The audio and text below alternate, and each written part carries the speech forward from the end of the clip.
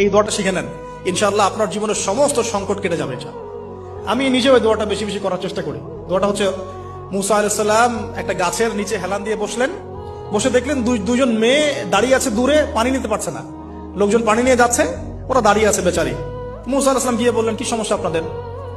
এটা নিয়ে আপনারা আবার মেয়েদের সাথে কথা বলার চেষ্টা করেন, ঠিক আছে? তো মাহরাম গায়রা মাহরাম মেনে চলে। তারা বললেন যে আমাদের বাবা অনেক বৃদ্ধ মানুষ, আমরা পানি নিতে পারি না যতক্ষণ না আমাদের কম পানি নিয়ে চলে যায়।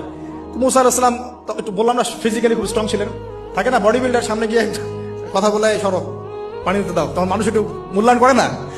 তো মুসা আলাইহিস সালাম এভাবে পানি নিয়ে দিলেন এবং বাছুরদেরকে পানি পান করালেন, করিয়ে গাছের নিচে এসে বসে আছেন। বসে বসে তিনি দোয়া করছেন, এই যে দোয়াটা তিনি দোয়া করছেন, রব্বি, একটা নেক কাজ করলেন, নেক কাজ করলেন না, মানুষের উপকার করলেন, নেক কাজ করে এসে গাছের নিচে বসে দোয়া করছে, আল্লাহ এখানে তো আমার খাবার পানি বাসস্থান কিছুই নাই, আমি কি করব?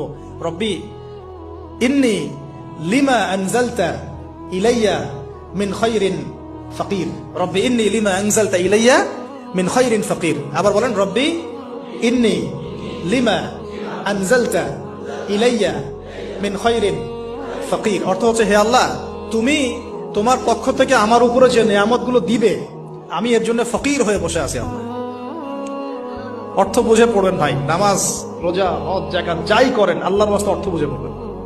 অর্থ বুঝে পড়লে আপনার ইবাদতের স্বাদ পাবেন, তৃপ্তি পাবেন, আল্লাহ